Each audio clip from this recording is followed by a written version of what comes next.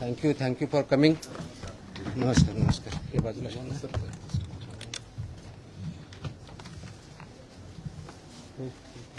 आपल्या फोडला बोलला तुम्ही बसा.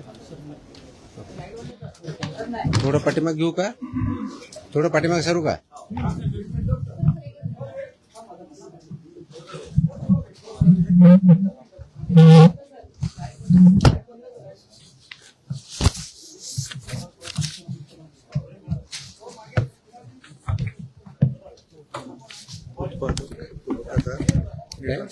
उत्पादक मॅन्युफॅक्चरर ते 260 सापडले पूर्ण. रिपीटेड कसे? नाही वेगळे. ते पुरवठादार 248 आणि ट्रान्सपोर्टर 190, टोटल 700. कधीपर्यंतचे? ते 10 वर्षातले गेले. आणि अजून रिपीटवाले वेगळे? रिपीट येणार नाही त्याचं. ते डिव्हिजन वाईज आहे. डिव्हिजन वाईजचे टेबल? टेबल नाही झालं सर पूर्ण, पण कॅल्क्युलेट करून घेतलं. ठीक. करूया चालू.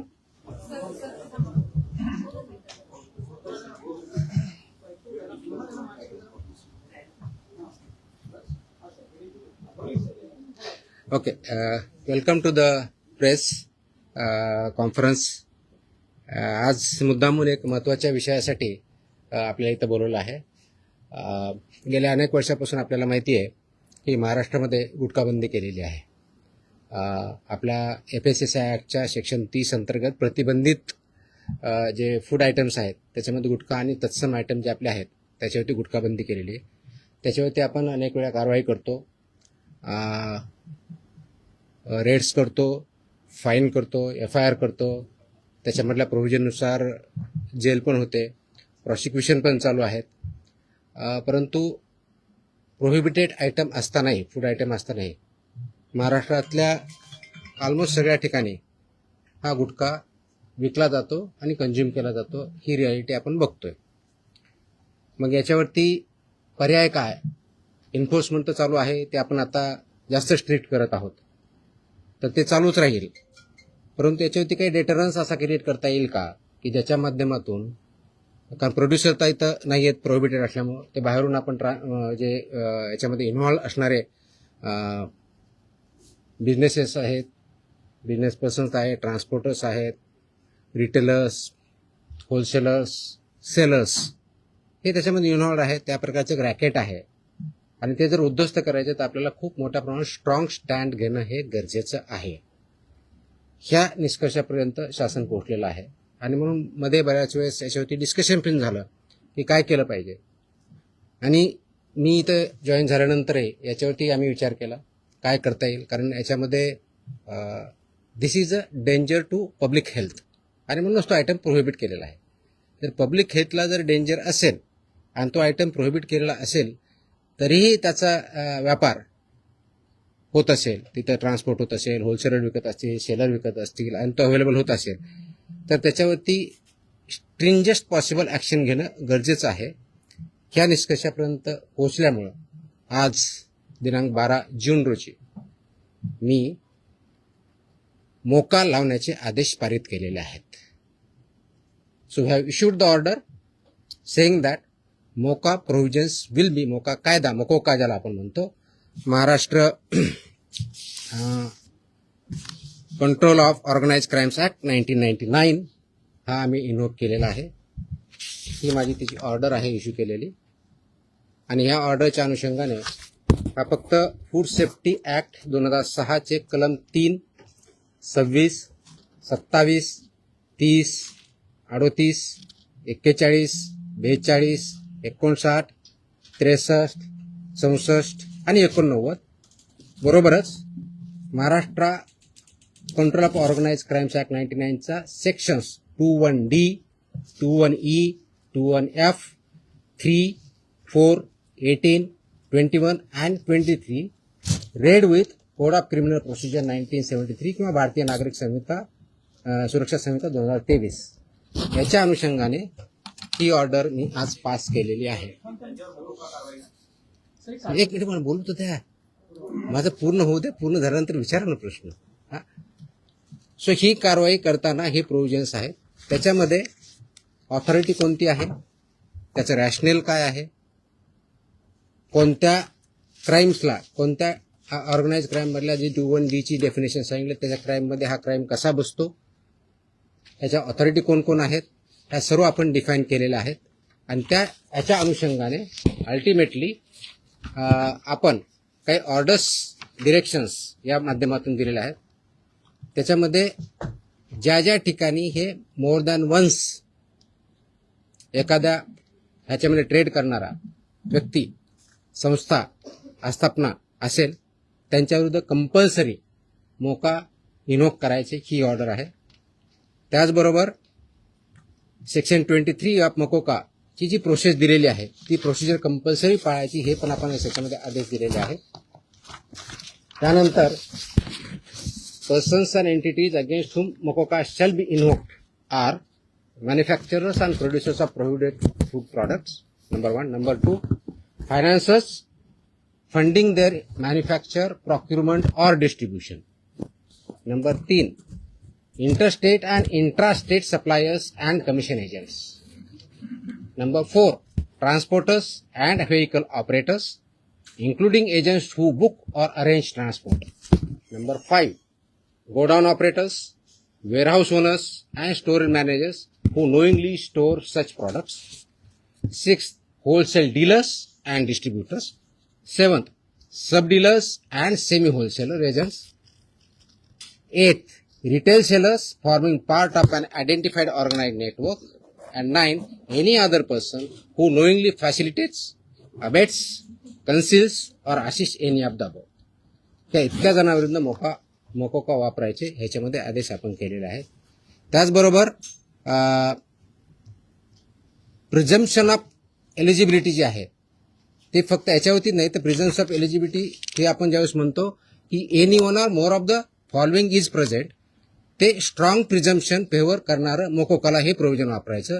आणि no officer shall refrain without recording specific return reasons approved by joint commissioner. रिजनचं जे असेल त्याच्यामध्ये की interstate supply chain or manufacture nexus हे आपल्याला वरती न्यायचं, प्रिझम्पशन ऑफ एलिजिबिलिटीसाठी वापरायचं. Clandestine godowns, fake labels, dummy firms or forged invoices याच्यासाठी सुद्धा हा वापरायचा आहे. Simultaneous seizures across multiple districts pointing to a common syndicate त्याच्यासाठी सुद्धा वापरायचं आहे.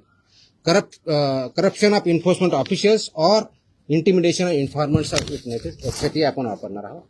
Caesar value exceeding ₹10 lakhs in a single action or ₹25 lakhs cumulatively from the same account or network. आणि financial flows indicating systematic profiteering including hawala और बेनामी channels याच्या सुद्धा आपण ते एस्केलेट करण्यासाठी हे सुद्धा प्रोव्हिजन त्याच्यामध्ये आपण वापरणार आहोत. याची ओरिजिनल ड्युटी आहे ते आपण फूड सेफ्टी ऑफिसरवरती देणार आहोत. डेजिग्नेटेड ऑफिसरच्या ड्युटी आपण याच्यात ज्याला असिस्टंट म्हणून त्यांना डिफाईन केलेल्या आहेत, जॉईंट कमिशनरच्या केलेल्या आहेत. नेटवर्क वाईड प्रॉसिक्युशन करायचं हे आपण सांगितलं आहे, पार्सल ऍक्शन घ्यायची नाही, कंप्लीट घ्यायची. आणि कॉन्फिस्केशन, अटॅचमेंट अँड फोरफिचरचं कसं करायचं ट्विन ट्रॅक स्ट्रॅटेजी ही पण त्याच्यामध्ये सांगितलेली आहे. त्याचं प्रॉसिक्युशन रजिस्टर मेंटेन करायचं सांगितलेलं आहे, बेलला अपोजिशन करायचं सांगितलेलं आहे आणि procedure compliance with the criminal procedure code हे सुद्धा आपण मॅन्डेटरी केलेलं आहे.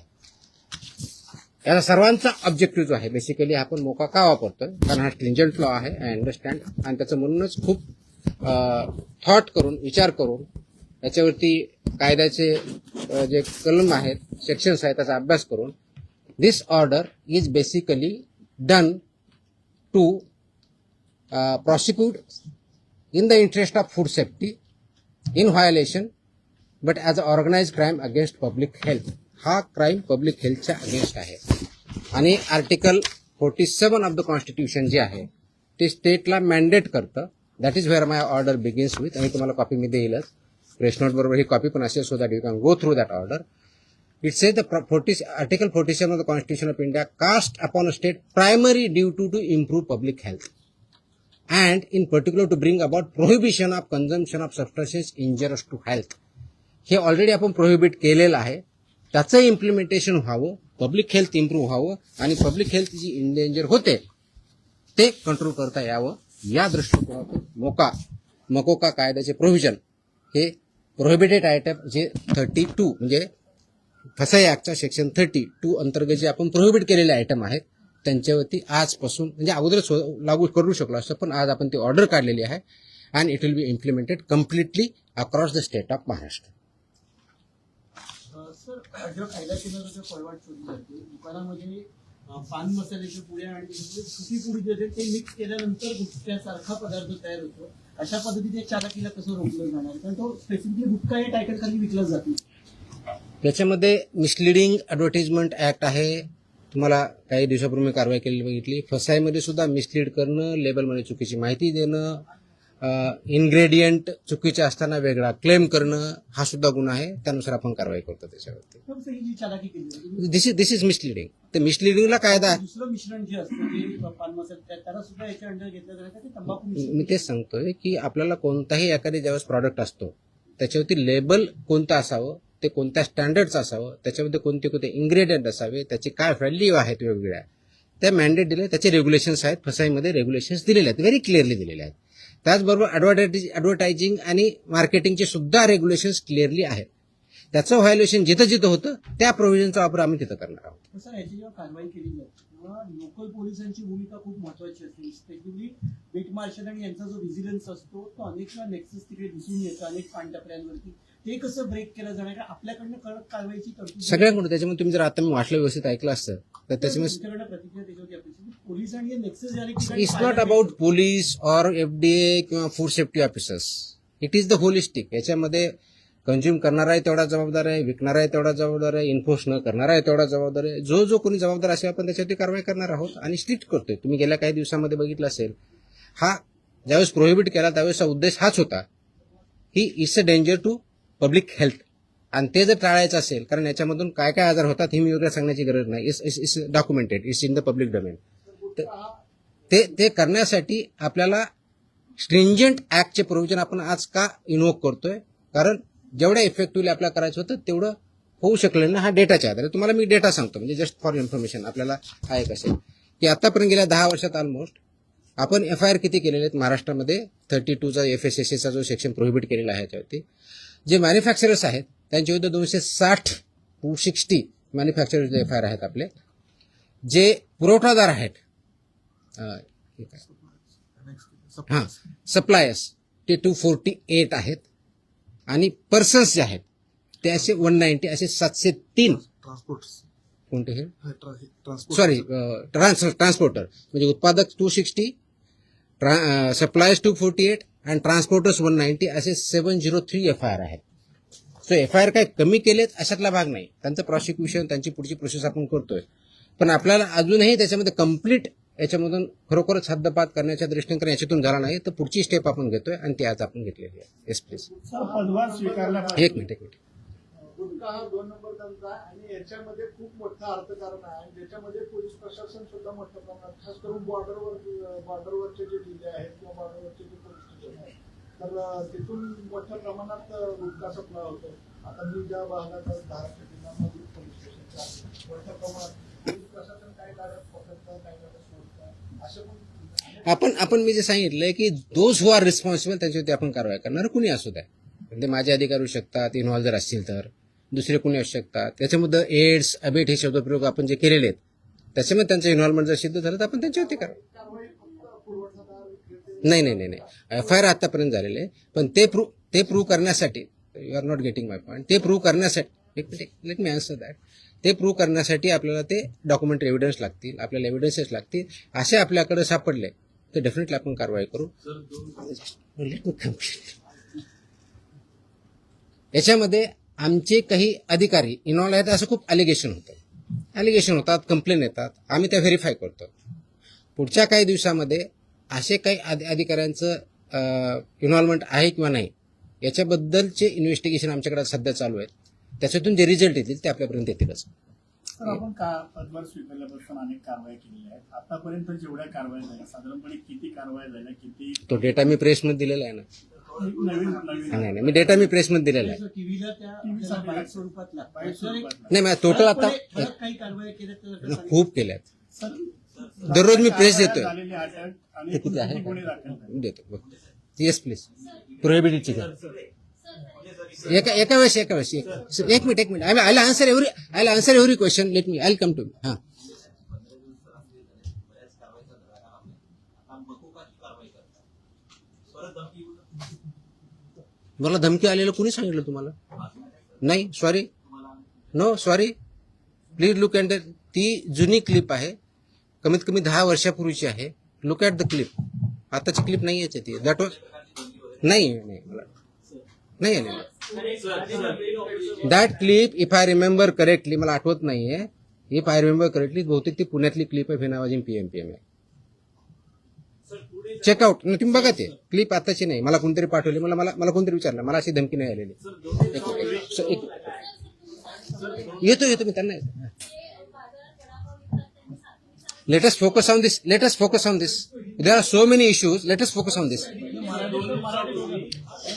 Please. थोडं I'll answer on this only. 2 दिवसापूर्वी संभाजीनगरमध्ये एफडीएच्या पथकावर दगड फेकला आणि अधिकाऱ्यांना स्कॉर्पिओ गाडी त्यांच्या अंगावर आणण्याचा प्रयत्न केला. त्यांच्यावर पण मकोका अंतर्गत कारवाई होती. आता हे जे मी gutkha exactly that's what I am saying. कारण मोकोका क्लॉज वापरण्यासाठी ज्या काही प्री कंडिशन्स आहेत त्या फुलफिल झाल्या, डेफिनेटली करणार आम्ही. कारण त्याला एका गुन्ह्यासाठी होत नाही, it has to be more than 1 offence in last 10 years. त्यांच्यावर जर झालेलं असेल तर डेफिनेटली आम्ही करू, कारण त्याचं कंडिशन फुलफिल करायला पाहिजे. अदरवाईज आमचे FSSAचे ऍक्ट, BNS ऍक्ट आम्ही ते वापरतोच आहोत. आज ती जे हल्ला झाला त्याच्यावरती इमिजिएटली स्विफ्ट कारवाई पण झाली. 7 का 8 लोक त्याच्यामध्ये अरेस्ट पण झाले immediately. I spoke on with DGP also. DGPने सुद्धा इमिजिएटली त्याच्यावरती इन्स्ट्रक्शन देऊन कारवाई केली.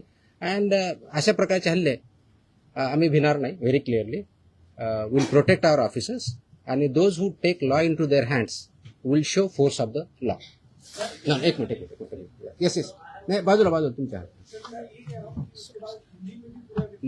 बताऊंगा. मेरी हिंदी इतनी अच्छी है ही नहीं, जितनी भी टूटी फूटी है उसमें बात करूंगा. बोलूंगा. एक मिनिट तुम्हाला उत्तर दिलं ना मी. आपण एकदा मराठी पूर्ण करून घेऊया, मग आपण अरे थांबा ना तुम्ही, मी इथंच आहे, मी कुठे पळून नाही चाललोय. सिस्टमॅटिक व्हायचं. भिवंडीमध्ये जे आहे ते नकली एफडी अधिकाऱ्यांना अटक करण्यात आलेली आहे. त्यामुळे कशा पद्धतीने जर एखाद्या वेळेस आपण ज्यावेळी धाडी टाकतो आय कार्ड असतं ऑफिसरकडे. Simple. My officers wear I card. Very clearly they show the I card. या प्रतिबंधित माल जो आहे तो बऱ्याचदा गुजरात सारख्या राज्यातून मुंबईत येतो, खास करून गुटखा असेल किंवा बऱ्याचदा भेसळयुक्त खावा देखील गुजरातवरूनच मुंबईमध्ये येतो. वाहतूक व्यवस्था करणाऱ्या अनेक लक्झरी बसेस असतात, टुरिस्ट गाड्या असतात किंवा ट्रक. यासाठी आरटीओची काही मदत वगैरे घेणार? मी आता वाचताना वाटलं इन्क्लुडिंग ट्रान्सपोर्टर्स. आरटीओची मदत घेणार? सगळ्या एजन्सी एकत्र काम करत असतात. त्याच्यामध्ये सगळ्याच एजन्सी काम करतात. आपण याच्यामध्ये मकोका लावताना किंवा हे करताना इव्हन आताचे जे FIR होत आहेत त्याच्यामध्ये आपण फक्त विकणाऱ्याला करत नाही, त्याचा ट्रान्सपोर्टरला पार्टी करतोय, त्याचा डिस्ट्रीब्युटरला पार्टी करतोय, तुमच्या ओनरला. मी तुम्हाला लिस्ट पण दिली. तर इथून पुढचे आता आल्यापासून FIRचे हे it will be right from manufacturer to seller. आताही होतात, अजून जास्त स्ट्रिंजंटली होतील. So they are responsible. कायद्यामध्येच व्हेरी क्लिअरली त्याची मेन्शन, कुठेही डाऊट नाही त्याच्याबद्दल. याच्या बाहेर नका विचारू, जो आपला विषय चालला तेवढाच विचार. नाही, संबंधित नाही, आजच्या विषयाशी संबंधित. तुकाराम मुंडे साहेब या विभागाचा पदभार ग्रहण करतात, तो विभाग नेहमी चर्चेत येतो, असं का होतं? त्याचं उत्तर तुम्ही द्या, मी कसं देणार आहे? आय मीन तो काय होतो तर you are better. No, I cannot answer this. Simple. कारण काय येतो, लोक चर्चा का करतात, तुम्ही जास्त का पब्लिश करतात, का कुणी काय करतं, ह्याचं उत्तर मी नाही देऊ शकत. You have to analyse. त्याचं उत्तर मी कसं देऊ शकणार? सोशल मीडियावरती तुम्ही विचारल्यानंतर प्रचंड लोकांचा पाठिंबा we are diverting. Let us not divert. No. So related direct आहे. नो, हे जे विषय त्याच्यावरती आपण बोलू, बाकीचे विषय नाही. हा नाही, याच्या अगोदर फक्त हा डेटा प्रोहिबिटेड ना, प्रतिबंध. आता तुम्ही जो विचारला होता प्रश्न की मी 25 मे ते 11 जून या काळामध्ये प्रोहिबिटेडच्या बाबतीत, म्हणजे प्रतिबंधित आयटमच्या बाबतीतला सांगतोय, बाकीच्या नाही सांगत आहे, कारण हा प्रोहिबिटेडचा विषय आहे. म्हणून तपासणी केलेल्या आस्थापना म्हणजे प्रोहिबिटेडच्या बाबतीत त्या 354 आहे, 354. बाकीचे असेल ना आपल्याकडे पुढचे केलेले ती पण असेल ना, तो पण मागवा ना. आणि ड्रगचे असेल तर ड्रगचं पण मागवा. त्याच्यामध्ये नाही सॉरी, प्रतिबंधित पदार्थ आढळलेल्या आस्थापनाची संख्या 344 सापडली आपल्याला. तपासणी 354 केली, 344 मध्ये फाइंड आउट झालं. जप्त साठ्याची किंमत ह्या 344 मध्ये एक किती रुपये 3,27,24,629 rupees. 3,27,24,629 rupees. FIRs 235. Arrested people 350. Seal establishment of this 344 are 274. Seized vehicles are 26, and the price of that vehicle is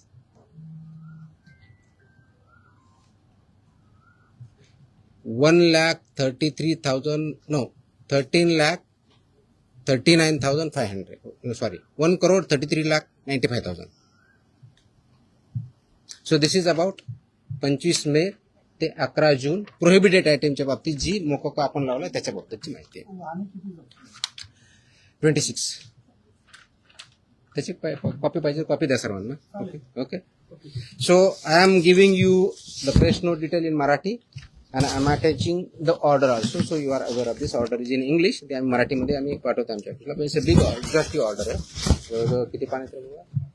8 पानाची ऑर्डर आहे. कारण याच्यामध्ये रॅशनिंग डिस्ट्रीब्यूट सगळं आहे. So will get this one press note plus this one. हिंदीमध्ये माझी हिंदी चांगली नाही होत एवढी यार. मैं इतना बुरा लगूंगा उसमें. मैं इंग्लिश में बोल सकता हूँ. हाँ हाँ हाँ.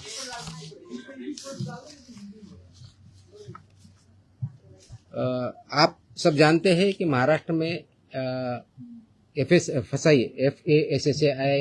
एक्ट के तहत सेक्शन 30 के अंदर प्रोहिबिटेड आइटम्स है, जैसे कि गुटखा, पान मसाला, इसमें एक आइटम्स है प्रोहिबिटेड है. इसका मतलब ये होता है कि ये प्रोडक्ट, फूड प्रोडक्ट जो है प्रोहिबिटेड, वो महाराष्ट्र में मैन्युफैक्चर नहीं हो सकता है, ट्रांसपोर्ट नहीं हो सकता है, स्टोर नहीं हो सकता है, सेल नहीं हो सकता है. फिर भी बहुत कार्रवाई करने के बावजूद इसका सेलिंग और अवेलेबिलिटी महाराष्ट्र में कई जगहों पे पाया जाता है. इसीलिए गवर्नमेंट शासन ने डिस्कशन कर रही थी इस पर क्या किया जाए, कौन सा स्ट्रिंजेंट एक्ट या क्लॉज या कार्रवाई की जाए जिसकी वजह से ये एक्चुअली प्रोहिबिट होगा, क्योंकि ये this is a endanger to public health के लिए हानिकारक है. इससे पब्लिक हेल्थ इंडेंजर होती है. ये नॉलेज पब्लिक डोमेन में है. तो इसके तहत आज हमने मोकोका एक्ट जो है महाराष्ट्र का, Maharashtra control of organised crime act 1999, ये इसमें इन्वोक करने का निर्णय लिया है, लागू किया है कि जो ये बिजनेस में मैन्युफैक्चरिंग करते हैं, ट्रांसपोर्ट करते हैं, सेल करते हैं, डीलर्स है, सेमी डीलर्स है, ये सबको ये प्रोविजन के अंदर अभी कार्रवाई की जाएगी. उसकी जो प्रोसीजर दी है सेक्शन 23 के अंदर मोकोका के, वो फॉलो करके ये मैंडेटरी किया गया है कि जो मोकोका के प्रोविजंस के में लायबल है वो मैंडेटरी हमारे ऑफिसर एफआईआर करते समय मोकोका का प्रोविजन एक्ट इन्वोक करेंगे और उनको पनिशमेंट करेंगे.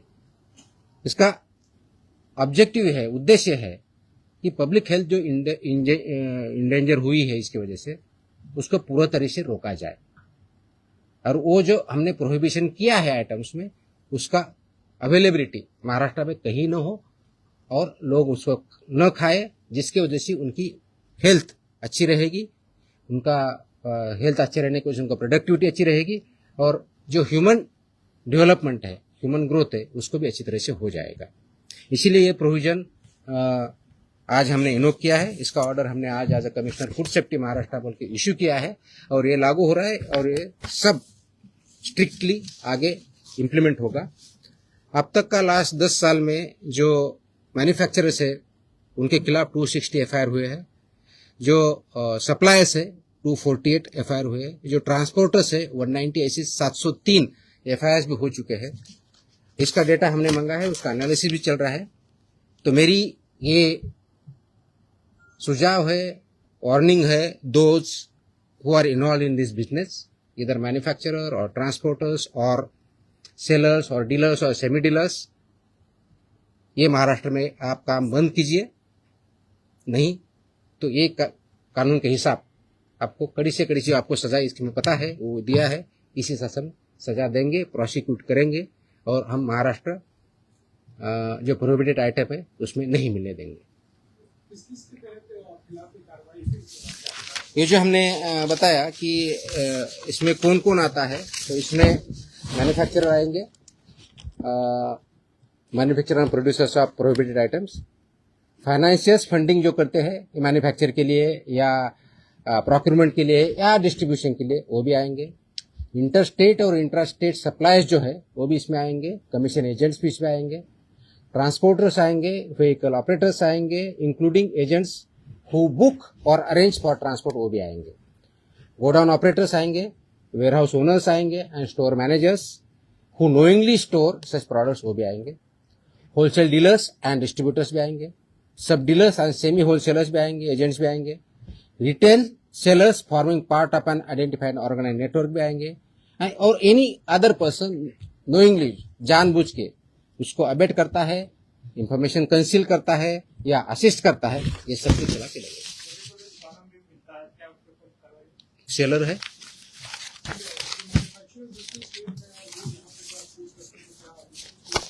so it's a part of syndicate. Syndicate K definition में सब कुछ आया है। Organized crime. That's why it is an act. That's why this is become an organized crime, and they are working as a syndicate. That's why we are invoking this provisions.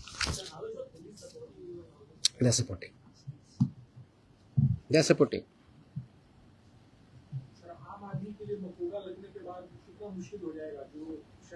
आम आदमी को क्यों मुश्किल होगा? आम आदमी बिजनेस में नहीं है ना।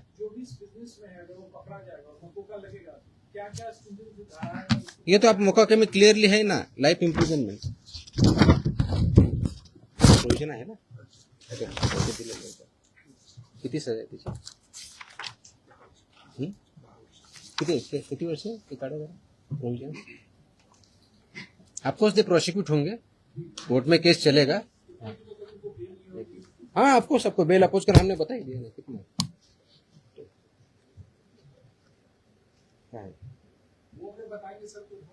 नहीं वो तो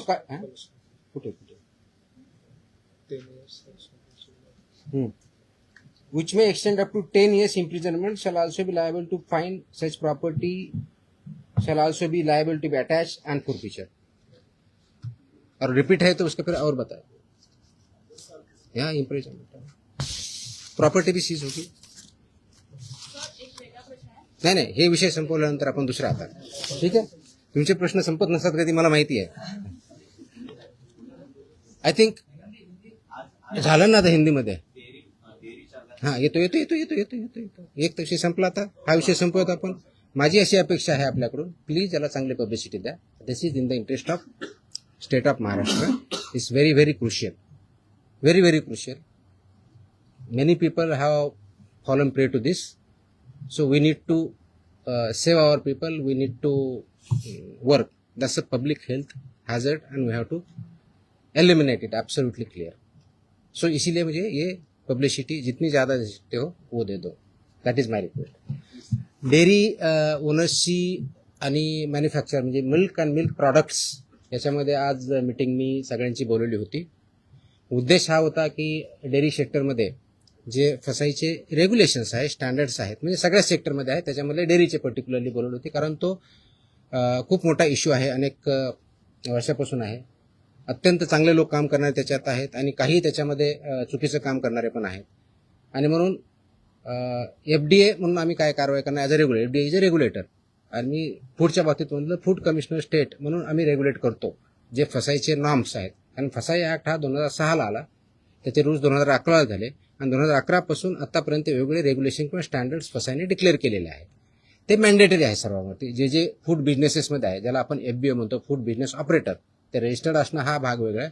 पण त्यांनी कोणत्या कोणत्या प्रकारचे स्टँडर्ड्स जे जे प्रॉडक्ट आहेत त्याला वापरायचे, त्याप्रमाणे प्रॉडक्ट तयार करायचे किंवा सेल करायचे, हे त्याच्यामध्ये स्टँडर्ड्स दिलेले आहेत. त्याच्यामधला एक भाग म्हणून जे मिल्क अँड मिल्क प्रॉडक्ट्स आहेत याच्यासाठी जे स्टँडर्ड्स लागतात ते त्यांनी पाळावेत, ते त्यांनी इम्प्लिमेंट करावेत. या दृष्टिकोनातून एक इंटरॅक्शन सेशन, कायद्याचे प्रोव्हिजन, रेग्युलेशन्स कोणते आहेत ते त्यांना आम्ही सांगितले. त्यांचे जे काही इश्यू होते ते आम्ही समजून घेतले आणि यातून पुढे खूप स्ट्रिक्टली याच्यावरती इन्फोर्समेंट होईल. राईट फ्रॉम कलेक्शन सेंटर गावातलं जे असेल तिथपासून ते म्हणजे तुमचा MBO असेल, म्हणजे तुमचं जे चिलिंग सेंटर असेल, कलेक्शन सेंटर्स असेल, चिलिंग सेंटरपासून तुमच्या डेअरीपर्यंत जात असेल, मग तुमचा दूध प्रॉडक्ट बनवणार किंवा पनीर बनवणार तिथपर्यंत जात असेल, ते प्रॉडक्ट बनवून ते कंझ्युमरपर्यंत जात असतील, ही सगळी चेनमध्ये जे जे त्याच्यामध्ये इन्व्हॉल्व आहेत त्यांनी हे सगळे स्टँडर्ड्स पाळले पाहिजेत, इम्प्लिमेंट केले पाहिजेत आणि त्याच्यामधून चुकीचं काही होणार नाही हे त्यांना समजून सांगण्यासाठी, कायद्याचे प्रोव्हिजन समजून सांगण्यासाठी आम्ही मीटिंग बोलवली होती, इंटरॅक्शन केली. मी एक प्रेझेंटेशन पण केलं की कायदा काय सांगतो, नाही केलं तर त्याचे काय प्रोव्हिजन होतात. तर 2-3 ठळक ज्या गोष्टी आहेत त्याच्यामधल्या, तर एक पहिलं की अनसेफ फूड हे कशाही परिस्थितीत टॉलरेट केलं जाणार नाही, इन्क्लुडिंग मिल्क प्रॉडक्ट्स. अनसेफ फूडची डेफिनेशन कायद्यात दिलेली आहे, त्याच्यामुळे इथं बोलत नाही, ते तुम्ही वाचू शकता, त्याच्यात क्लिअरली आहे. दुसरं अडल्चरेटेड फूड, तिसरं मिसब्रँडेड, चौथं सबस्टँडर्ड आणि अजून काय एवढंच नाही. सो अशा प्रकारच्या कॅटेगरी आहेत आणि या प्रत्येक कॅटेगरीला काय पनिशमेंट आहे हे कायद्यामध्ये दिलेलं आहे. तर ते व्हायलेट तुम्ही करू नये, त्याचे जे वेगवेगळे रेग्युलेशन, पहिला रेग्युलेशन फॉर रजिस्ट्रेशन कंपल्सरी आहे, ते बऱ्यापैकी इम्प्लिमेंट आहे आजच्या डेटला, रजिस्ट्रेशन आणि लायसन्सिंग, पण तेवढ्यापर्यंत चालत नाही. फूड प्रॉडक्ट्सचे जे 2011चे स्टँडर्ड्स आहेत ते बऱ्याच वेळेस कॉम्प्रोमाइज केले जातात, ते करता येणार नाही. मार्केटिंगच्या किंवा ॲडव्हर्टायझिंगच्या बाबतीत चुकीचं लिहिलं जातं, ते करता चालणार नाही. त्याचबरोबर काय म्हणतो त्याला, प्रिंटिंग काय म्हणतो त्याला, प्रिंट करतो ते लेबलिंग जे आहे ते व्यवस्थित होत नाही किंवा चुकीच्या पद्धतीने होतं का मिसलिडिंग होतं, ते चालणार नाही. पॅकेजिंग त्याचे स्टँडर्ड्स ठरवले आहेत, ते पॅकेजिंग त्याच पद्धतीनं पाहिजे, ते चालणार नाही. हे त्यांना आम्ही चांगल्या पद्धतीनं समजून सांगितलं आहे आणि बाय अँड लार्ज त्यांची कन्व्हिन्स झालेली आहेत की येस आमच्याकडे काही ज्या त्रुटी असतील तर आम्ही त्याच्यामध्ये कारवाई करू, जेणेकरून हे जे दूध आहे किंवा प्रॉडक्ट आहे, फूड अँड फूड प्रॉडक्ट जे आहेत ते कंझ्युमरला जे स्टँडर्ड फसाईने घालून दिलेले आहेत ते त्याप्रमाणे करतील. जे करणार नाही त्याच्यामध्ये फसाई ॲक्टनुसार आपण त्याच्यावरती कारवाई करणार आहोत. आता हे standard over a period of time आले, 2011 पासून आतापर्यंत जवळजवळ टोटल 28 प्रकारचे रेग्युलेशन किंवा स्टँडर्ड आहेत, त्याच्यातले 6 हे ऑथॉरिटीचे आहेत, मग 22 आहेत वेगळ्या प्रॉडक्टच्या बाबतीतल्या आहेत सगळे. त्याच्यातले बऱ्याचशा अंशी 6 ते 10च्या दरम्यान हे फूड अँड फूड प्रॉडक्ट्स लागतात. प्रत्येकाला मोर दॅन 1 लागतात, रजिस्ट्रेशन कंपल्सरी आहे, पण ते फूड कॅटेगरी जी असेल त्यांना ते लागतात. ते स्टँडर्ड्स आम्ही जास्त इम्प्लिमेंट करू, सॅम्पलही आम्ही वाढवू आणि त्याचबरोबर आम्ही हे सांगितलं की कंप्लायन्स करणं ही तुमची जबाबदारी आहे आणि इन्फोर्स करणं ही आमची जबाबदारी ॲज अ रेग्युलेटर म्हणून. ती इन्फोर्समेंट आमचं स्ट्रिंजंट होईल. त्याच्यामुळं आपण स्वतः आपल्या आदिनीचं ज्यांच्याकडून तुम्ही दूध घेता, जे चिलिंग सेंटर्स आहेत, जे तुमचे प्रॉडक्ट्स आहेत, तुमचे प्लांट्स आहेत, त्या ठिकाणी याचं कोणतंही व्हायोलेशन होणार नाही याची काळजी तुम्ही घ्या. आणि सबस्टँडर्ड असेल, अनसेफ असेल, तो माल रिजेक्ट करा, तो तुम्ही वापरू नका, दुसऱ्याकडे वापरून देऊ नका, so that this unsafe, substandard, adulterated, misbranded असं कोणताही प्रॉडक्ट मार्केटमध्ये येणार नाही. त्यासाठी तुम्ही कार्यरत राहा आणि ते कंप्लायन्स करता की नाही त्याचं इन्फोर्समेंट आम्ही बघू आणि जिथं कंप्लायन्स होत नाही त्यांच्यावरती आम्ही स्ट्रिक्ट कारवाई करू. दिस वॉज द मीटिंग. तुमच्या कारवाईचं शेतकरी फार खुश आहेत. तुमच्या कारवाईच्या नंतर आटपाडी तालुक्यामध्ये तुमचा दुग्धाभिषेक करण्यात आला. दुधाचे रेट वाढतील असं वाटतं तुम्हाला? रेट माझ्या हातात नाही आहेत. वाढवणं हा इज अ फ्री मार्केट, त्याच्यामुळे दुधाचा किती रेट असावं ते डिमांड सप्लायवरती ठरलं जाईल. पण आपण अडल्चरेशन बंद करू शकलो, आपण सबस्टँडर्ड दूध बंद करू शकलो, प्रॉडक्ट्स बंद करू शकलो, तर ऑफकोर्स प्युअर दुधाला डिमांड वाढेल. ऑफकोर्स मार्केट फोर्सेसनुसार त्याचे जे काही परिणाम होते ते होते. आतापर्यंत ज्या कारवाया झाल्या, अनेक जप्त केलेला माल आहे तो टेस्टिंगसाठी पाठवण्यात आलेला आहे. किती अहवाल येणे बाकी आहे? आता खास करून दूध किंवा दुग्धजन्य पदार्थ यांचे लवकर नाशवंत होतात, त्याची आम्ही काळजी घेत आहोत. त्याचे जे पिरियड दिलेला आहे, ड्रगच्या बाबतीत 60 दिवसाचा असतो, फूडच्या बाबतीत 14 दिवसाचा असतो, त्या वेळेतच येतील आम्ही इन्श्युअर करतोय. त्याची सुद्धा मी आढावा घेतलेला आहे. आपल्याकडं 3 ठिकाणी आपल्या स्वतःच्या लॅब आहे. पुण्याला आपली हेल्थ डिपार्टमेंटची ऑलरेडी लॅब आहे, प्लस मुंबईमध्ये BMCची लॅब आहे, प्लस गव्हर्नमेंट ऑफ इंडियाच्या फसाच्या PPP वरती लॅब आहेत. त्याच्यामुळे आपण ते सॅम्पल वेळेत कसे होतील याची आपण काळजी घेत आहोत. मनुष्यबळासंदर्भात देखील मागे एकदा भरपूर एकाच दिवशी सगळं. मग तुम्हाला परत प्रेसला यायचं नाही का असं सांगा, मी सांगू शकतो. नाही, रोज तर नाही शक्य, पण इन बिटवीन आपण भेटत जाऊ. 100 नहीं इसमें वो प्रोहिबिटेड आइटम के लिए है. विल एज आई टेल ना, इसमें रिपीट ऑफिसेस कितने क्या है हम देखेंगे. Will examine everything. We have collected data, we have started work on that. ये एक दिन का ऑर्डर नहीं है. It has lot of thought has gone into it. जो कंडीशन में अगर फुलफिल करता है डेफिनेटली, इसलिए मैंने मैंडेटरी किया है ना उसको. या सरकारी रुग्णालयांना पुण्यातील आणि पिंपरी चिंचवडमधील रुग्णालयांना हिंदुस्तान अँटीबायोटिक्स कंपनीमधून औषध निर्मिती थांबवण्याचा निर्णय आपल्या विभागाने घेतला आणि औषध निर्मितीमध्ये त्रुटी आढळल्याने हॉस्पिटल औषध निर्मिती हॉस्पिटलमध्ये जे इंजेक्शन आणि सलाईन पुरवठा करतात ना, हां त्या पुण्यातील आणि पिंपरी चिंचवडमधील हिंदुस्तान अँटीबायोटिक कंपनीमध्ये औषध निर्मिती थांबवण्याचा निर्णय घेतला होता, असा यांनी बजावला. म्हणजे कुणी? आपल्या विभागाने कुठे आहे कॉपी ते? प्रश्न आला मला. नाही तुम्ही प्रश्न असा अझम्पशनवर प्रश्न नका ना विचारू. असा अझम्पशनवर प्रश्न नका विचारू. तुमचा काय फॅक्ट्स काय ते सांगा. मग अशा आदेश बाजूला असा प्रश्न आला तर कुणी आदेश बरोबर हे तर पाहिजे माहित पाहिजे. औषध निर्मितीमध्ये त्रुटी आढळल्याने शोकॉज नोटीस बजावण्यात आली. प्लीज थोडंसं तुम्हाला समजून सांगतो. कंटेक्स्ट मध्ये मी त्या स्पेसिफिक केसबद्दल बोलत नाही, कारण तुम्ही स्पेसिफिक प्रश्न विचारत नाही. मी तुम्हाला जनरल सांगतो. काय असतं की मार्केटमध्ये जे आपले ड्रग्ज असतात म्हणजे मेडिसिन्स असतात, त्यांचं आम्ही चेकिंग करत असतो. चेकिंग करताना परत सबस्टँडर्ड, अडल्चरेटेड आणि याच्यामध्ये ड्रगमध्ये एक कॅटेगरी आहे स्प्युरियस किंवा मिसब्रँडेड, या प्रकारचे आढळले तर त्याला पनिशमेंट ड्रग्ज अँड कंट्रोल ॲक्टनुसार आम्ही करतो. असे जर काही कॅटेगरी आढळल्या असते आमच्या याच्यामध्ये तर there is a provision called recall order म्हणतात त्याला, आणि स्टेट ड्रग कंट्रोलर ते करत असतो. ती प्रोसेस आम्ही चालू केलेली आहे. म्हणजे आम्ही कुठं आम्हाला कंप्लेंट आले, मी व्हेरीफाय केलं, आम्हाला वाटलं, आम्ही सॅम्पल घेतले, त्याच्यातून आम्हाला ह्या 4 कॅटेगरीपैकी जी कोणती आलेली आहे तर तो प्रॉडक्ट मार्केटमधून, फक्त हॉस्पिटलमधून नव्हे, मार्केटमधून आम्ही रिकॉल करतो. त्या कंपनीला सांगतो आणि त्याची आम्ही पब्लिसिटी पण करतो.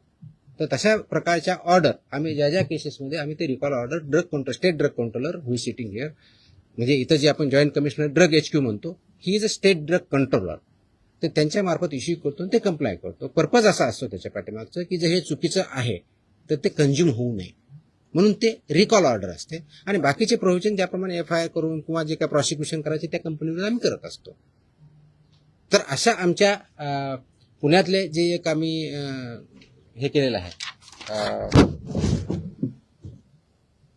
कोणते ते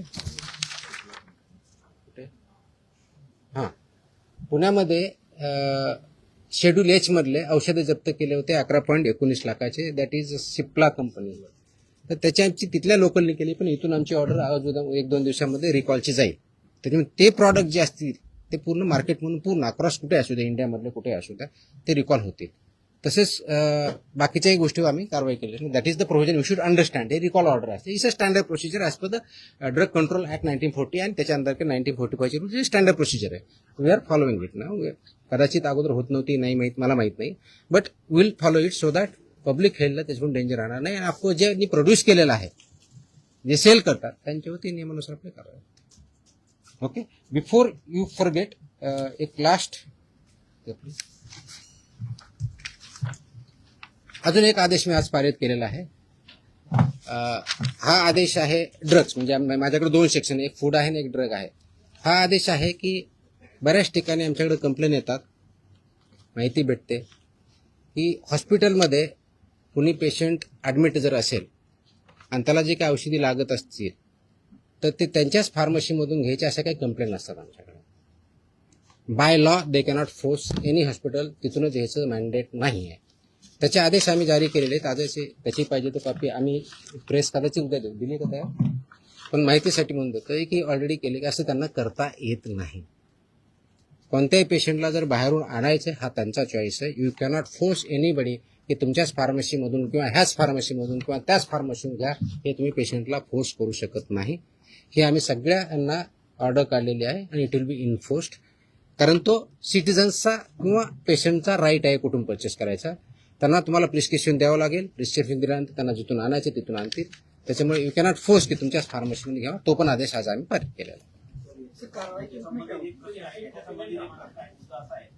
जर डॉक्टरने लिहून दिलं प्रिस्क्रिप्शन, तो त्याच्यात जो प्रिस्क्रिप्शन किंवा गोळ्या जी काही लिहून देईल ते फक्त त्याच्याच मेडिकलमध्ये अवेलेबल असतं. जर दुसरीकडे घ्यायला लागला तर तिथं उपलब्ध नसतं. असं का बरं होईल?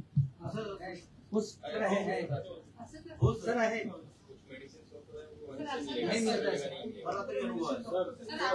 बँड्रामधले डॉक्टर म्हणजे मेडिसिन फक्त त्याच्या हॉस्पिटलसाठी होल्ड ऐकून घ्या. ते मेडिसिन फक्त त्याच्या हॉस्पिटलसाठी बनवलं आहे का? त्याच्यात मेडिकल सांग. त्याच्यामध्ये स्टँडर्ड ज्या ऍडवायझरीज आहेत त्या ऍडवायझरी अशा आहेत की त्यासाठी जेनरिक ऑप्शन काय हे पण देऊ शकतात, ते मागू शकता पेशंट. अशा स्पेसिफिक आले तर आम्ही कारवाई करू. मला स्पेसिफिक लागले, जनरल नको, आम्ही कारवाई करू. There is a law. मैं है या नहीं बोल रहा, मैं क्वेश्चन नहीं कर रहा हूँ. अगर ऐसे हमारे पास स्पेसिफिक कंप्लेन आते हैं हम कार्रवाई करेंगे ना. सर कसं ते कंटेंट पेक्षा ते ब्रँड नेम देतात, त्यामुळे लोक ब्रँड नेम वरती जातात आणि कंटेंट हा खूप मोठा विषय आहे. प्रिस्क्रिप्शन कसं लिहावं, कुठं लिहावं, कोणतं द्यावं, आता त्याच्यात मी जाणार नाही की तो माझा डोमेन नाही आहे. माझा ड्रगच्या बाबतीतला जो इश्यू आहे, अशा प्रकारच्या कंप्लेंट जर आमच्याकडे आल्या तर will definitely investigation look into it. Okay, I think I have satisfied everybody. आणि मकोकाला जरा वाईट पब्लिसिटी आहे. येस, हे अगोदर नाही सांगायचं का? अरे नाही, आता नाही, बाकीचे सगळ्यांना प्रिंटमध्ये द्या. It is required and it is essential also. Okay, चलो, थँक्यू. सर पीएम म्हणजे ट्रेडमार्क की तुकाराम मुंबई? गप्पा नको मारा.